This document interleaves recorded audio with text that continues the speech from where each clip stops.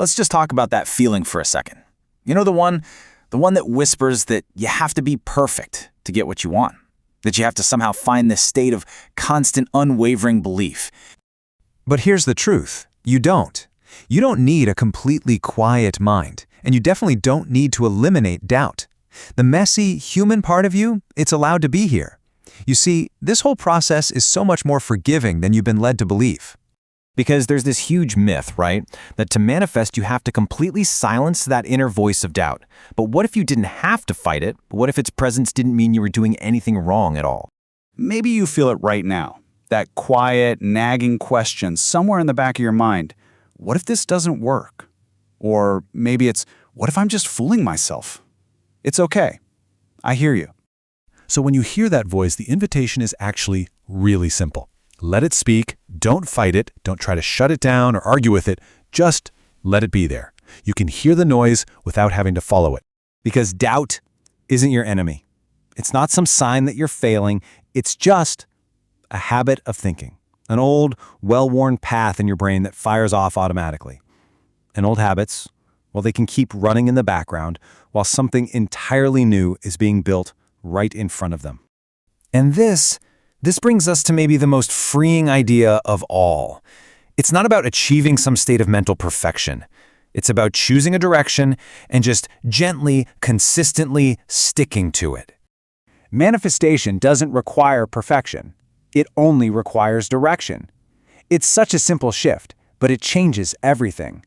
It means you can be human, you can have off days, you can have moments of wobble, and you can still be moving directly toward what you desire. To make this really sink in, let's use a simple metaphor.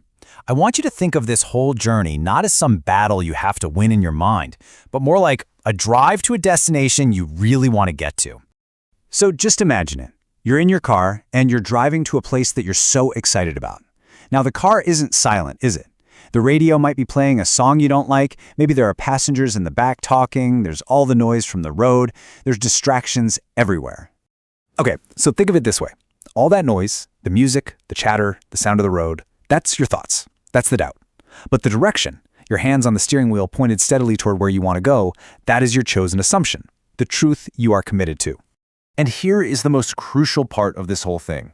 As long as your hands stay on the wheel, as long as you keep moving in the right direction, despite all of that noise, you will arrive.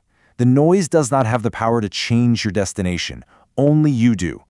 So if the goal isn't to eliminate the noise, then what's the actual practice? Well, it's something much simpler, much gentler. It's what I like to call the art of returning. All right, so what do you do in that exact moment when a negative thought or a wave of doubt just crashes over you? What's the practical, in-the-moment step? The practice isn't complicated at all. You don't panic. You don't think, oh no, I've ruined it. You just notice the thought, you don't engage with it, and then you gently, quietly return to your truth, over and over and over again. And what is that truth you return to? It can be as simple as one of these. It's already mine, or it's all unfolding for me, or my favorite, I don't need to figure out the how. You just say it to yourself, quietly, even if your voice shakes a little, even if a part of you doesn't quite believe it yet. Because this is where the real work happens. It's not in one big, dramatic moment of perfect faith. It's in the small, quiet, consistent act of repetition. This is the secret so many people miss. You don't manifest a feeling you had for a few hours one afternoon. You manifest what you consistently, habitually return to as your dominant truth. See, belief isn't a light switch you just flip on. It's a path you walk, and you build it with every single step of your return. Think about it with this simple math. If doubt shows up 10 times in one day, but you gently and calmly return to your chosen assumption 11 times, you win every single time. The goal isn't to have zero doubts. The goal is to have just one more return than there are doubts. That's it. That's the entire game. So from this moment forward, you can actually release that need to fight with your own mind. You can step into a quiet, unshakable certainty that has nothing to do with how you feel in any given moment. You can let the doubt just sit there in the background if it wants to. Let negativity pass through you like clouds in the sky. You don't go outside and chase clouds, do you? You don't argue with them or try to make them disappear. You simply notice them, and you keep your eyes on the vast, endless sky that's always behind them. You don't need to feel perfect. You don't need to believe 100%. You only need to make one simple decision. This is mine, and I'm not turning back. Just say it quietly to yourself. Say it steadily. Say it until it feels like home. And please really hear this. You are allowed to have messy thoughts. You are allowed to be an imperfect human being. And you are still, absolutely, 100% allowed to create a beautiful reality. The two are not mutually exclusive. Not at all. And one day you'll just look up and you'll realize the doubt has faded away.